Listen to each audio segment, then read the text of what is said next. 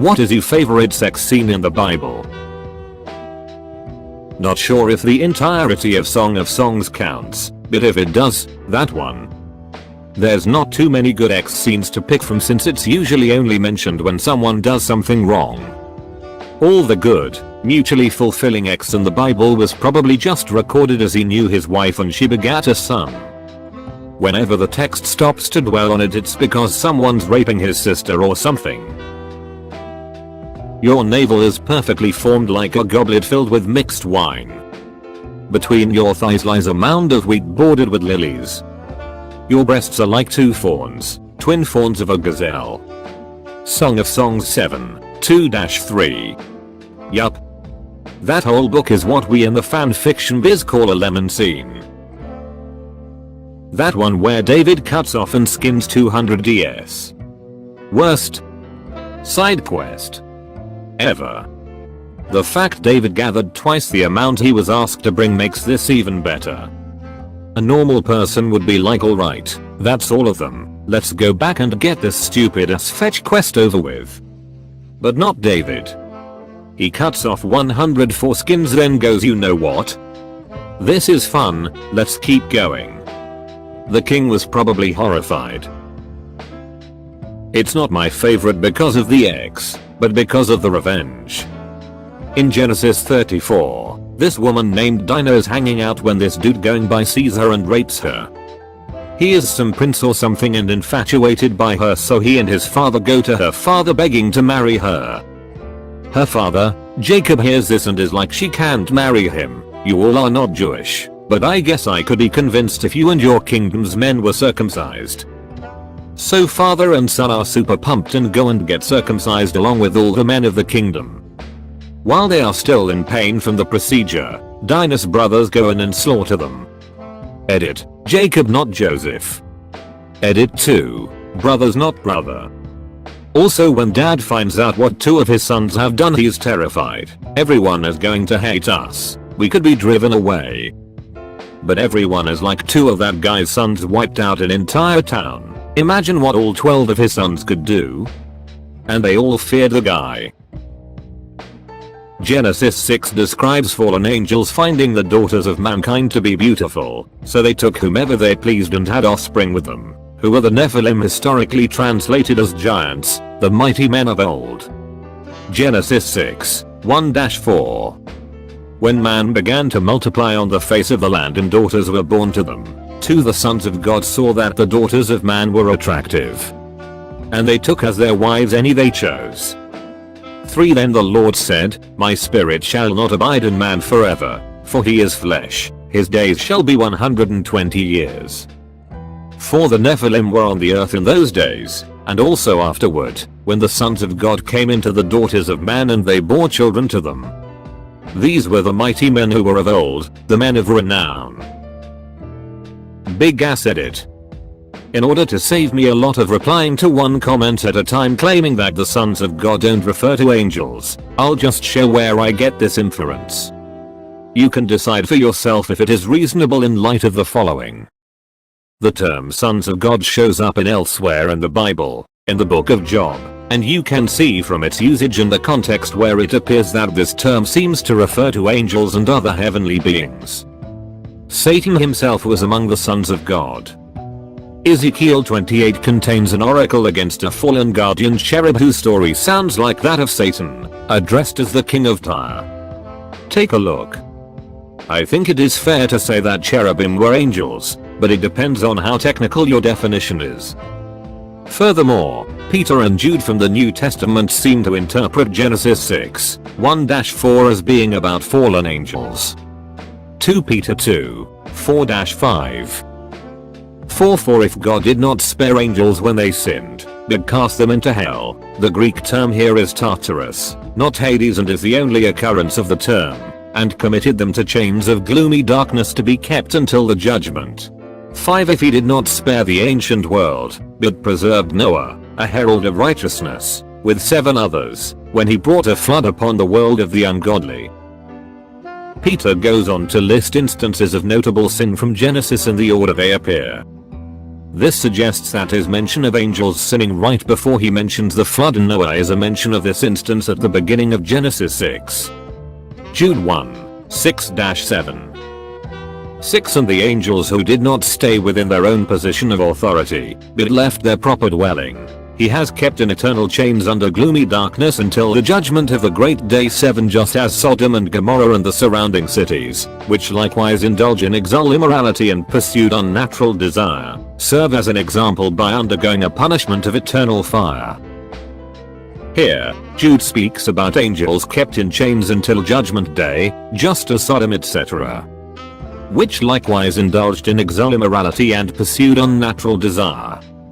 Inferring from how Jude seems to be referring to this passage, and how he and Peter refer to these as angels whom God has chained in darkness as they await their judgment, I'm calling them fallen angels.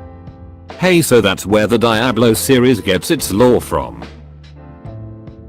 The one when David's son Absalom overthrown him with a coup, and to symbolize his dominance decided to frick every one of David's concubines on the roof of his house, so that all Jerusalem could watch him. Not sure it counts as a X scene, but there's a verse where some women reminisce about some men who are hung like horses and come like donkeys. Ezekiel 23:20. And when Rachel saw that she bare Jacob no children, Rachel envied her sister, and said unto Jacob, Give me children, or else I die. And Jacob's anger was kindled against Rachel, and he said, Am I in God's stead, who hath withheld from thee the fruit of the womb? And she said, Behold my maid Bilhah, goeth unto her, and she shall bear upon my knees, that I may also have children by her. And she gave him Bilhah her handmaid to wife, and Jacob went in unto her. And Bilhah conceived, and bare Jacob a son. TLDR, wife and husband spice up their ex-life by letting the husband frick the maid while the wife watches. Maybe she joined in, it doesn't say. Under his eye. That one where the two sisters get the dad drunk. Their mother is still salty about it. You're underselling it a bit. They got him drunk, and proceeded to start a whole country from their offsprings. There's surprisingly little mention of Song of Solomon in this thread. My estranged father and his second wife had this as a reading at their wedding. God knows why. It was in a church too, and from memory the lady who was giving the reading spoke the wrong bit and was saying the weird X stuff. I still remember that awkward quiet laughing from everyone. Funnily enough, it wasn't the weirdest thing that happened that day. It was later in the night when my dad was giving a speech and toasted his new wife's dead first husband with a comment along the lines of thanks for dying cause then I got to marry her. His kids were there as well. Such a bizarre day. Thankful. We're reaching fetish levels that shouldn't even exist. The one where God kills a guy for coming outside instead of properly impregnating his brother's widow like he should. It was because of the inheritance law at the time his brother died childless, and that guy was supposed to give his widow a kid so that kid could get the dead brother's inheritance. But the living brother was selfish, he didn't want to give his brother's widow a kid, and he wanted a larger piece of the inheritance, so he tried to game the system by sleeping with her repeatedly but refusing to get her pregnant. That's why he had to go. Obviously Lot and his daughters.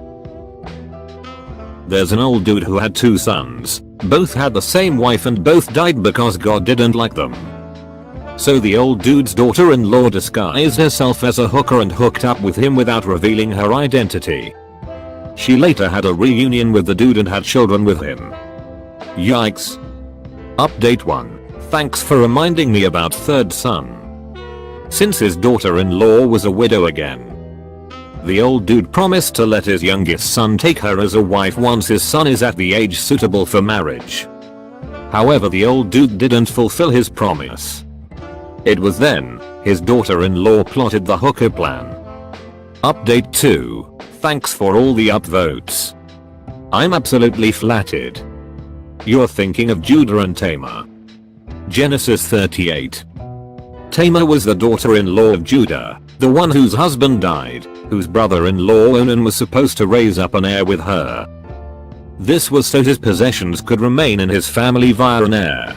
He instead simply used her for X but pulled out, not doing his duty by denying his brother an heir, and God killed Onan for this.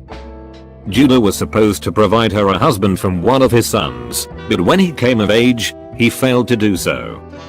She veiled herself and pretended to be a cult prostitute where she knew Judah would be at a certain time. Judah hired her, but didn't have the goods to pay her with a goat from his flock, so he left his signet, cord, and staff with her as collateral, and left to get his goat. She then bailed with his stuff. He sent his servants out to look for the cult prostitute to get his signet, cord, and staff back, but couldn't find her, and didn't look too hard because he didn't want to be exposed and humiliated by having his servants ask all the people there if they saw a prostitute with his signet. Later, Tamar was found to be pregnant, and Judah got super peered and asked for her to be burned, and she brings out his stuff, and saying that the man whose stuff that was ought to be punished as well, and Judah was humiliated in front of everyone and admitted that he wronged her by not fulfilling his promise to her to provide her a husband. The story is actually an interesting look into customs of the era around inheritance and treating women right. The second son, Onan, was supposed to marry Tamar, the wife of the first son, after died. This was so that Onan could give Tamar a son that would count as son. Tamar's son would then get 1/2 of Onan's father Judah's estate while Onan would get 1/4. Onan tries to get around this by avoiding impregnating Tamar, not caring that this will leave her with no support system when she's old. God sees what he's doing and kills him.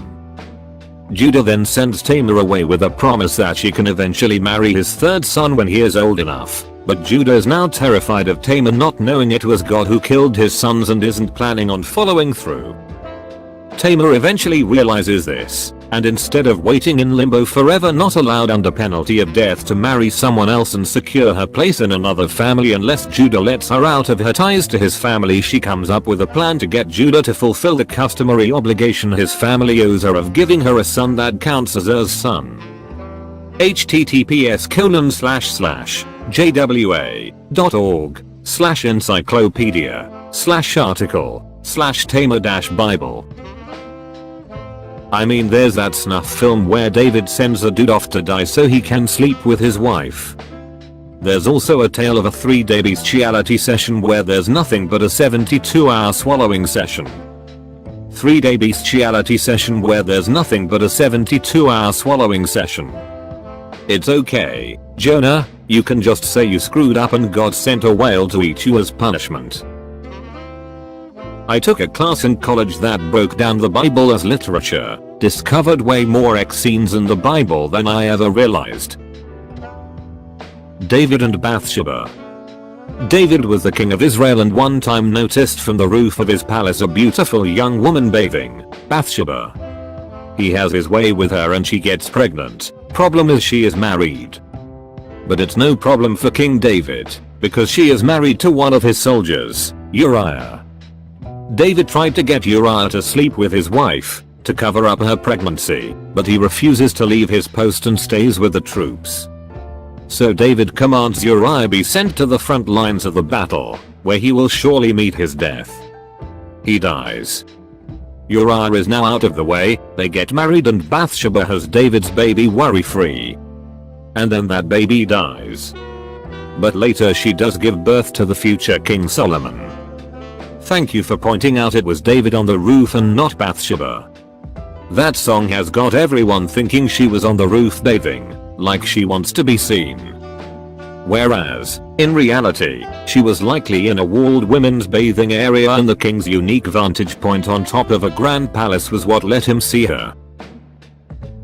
I love the story about Darmok and Jalad at Tanagra. They got it on and the walls fell. This one is a little FD up.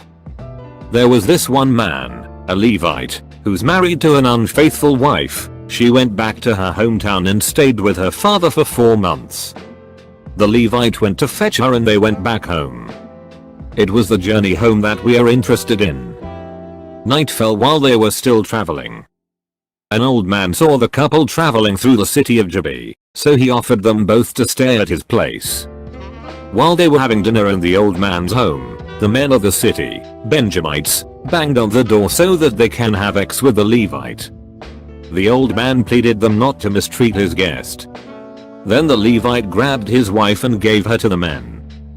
The men, frustrated that they cannot lay with the man, went on to rape and abuse the wife instead for the entirety of the night. By sunrise, the men of the city was finished with the wife and left her by the doorstep where she collapsed and died.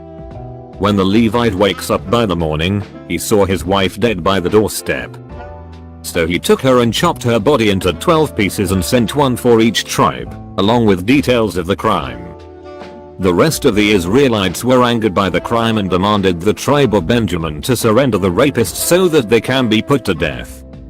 Benjamin instead opted to protect the rapists.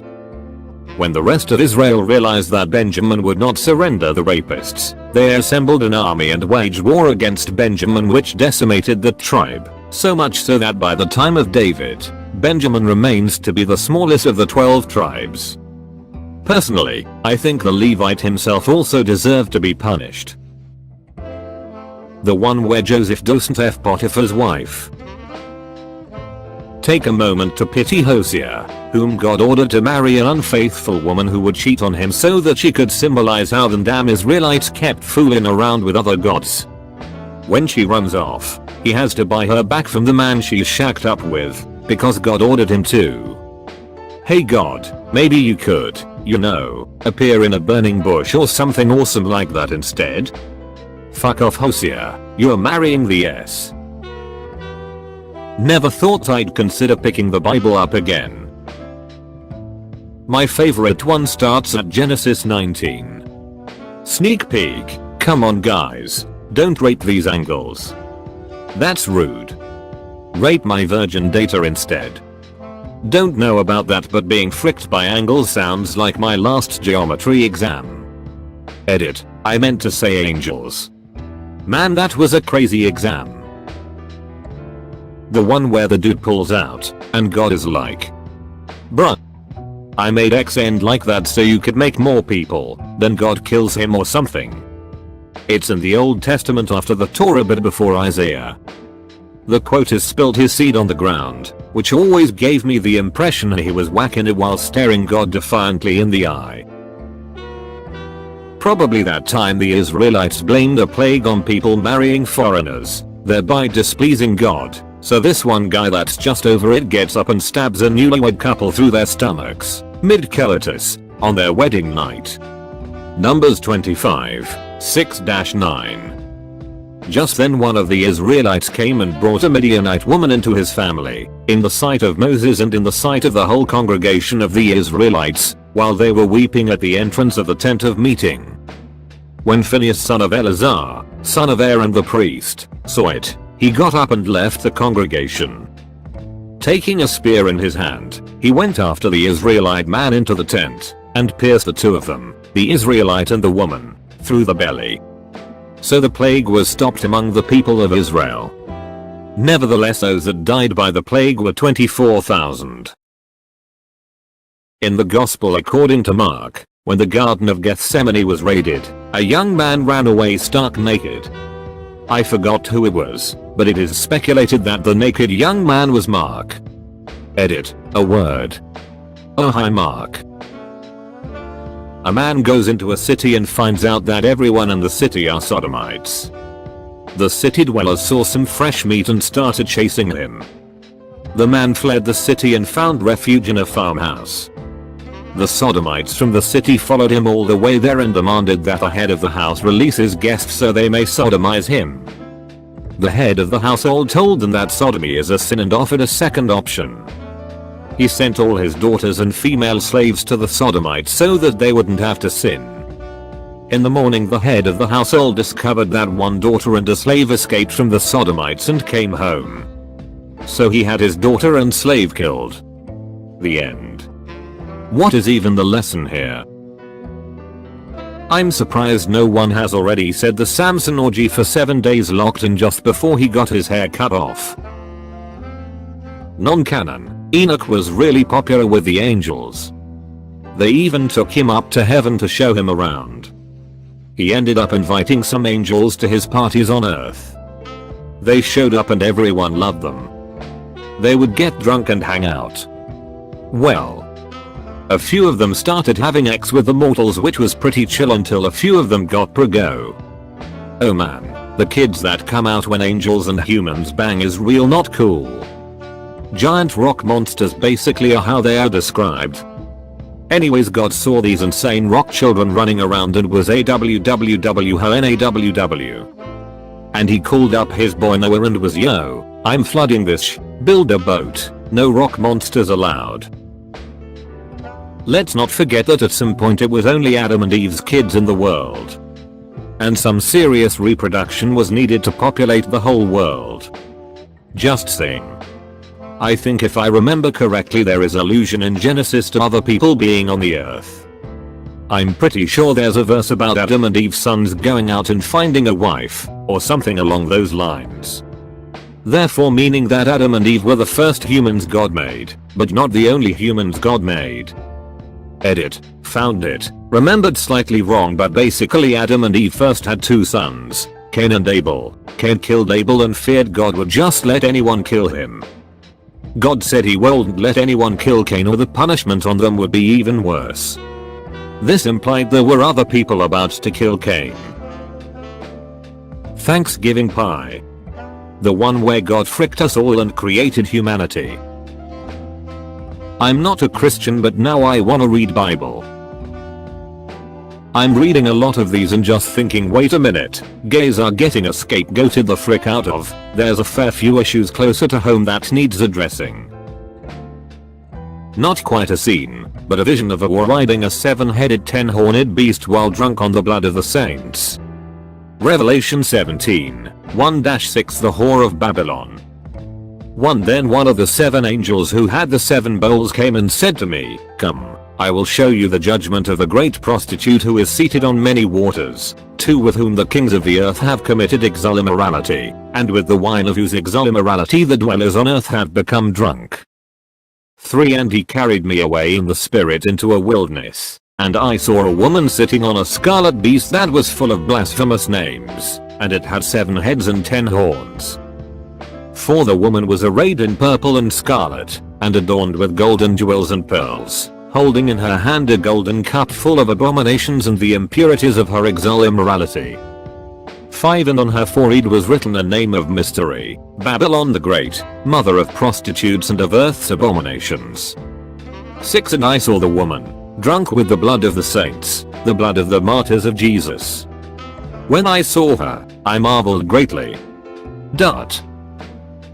I don't like this scene, but I found this passage, in fact, the whole of Revelation chapter 17, along with Revelation 13 super useful because together, these chapters identify the Antichrist and the second beast. They are the last people most would even suspect. Plus, they are super old. Thank you for watching. Don't forget to like, subscribe and leave a comment.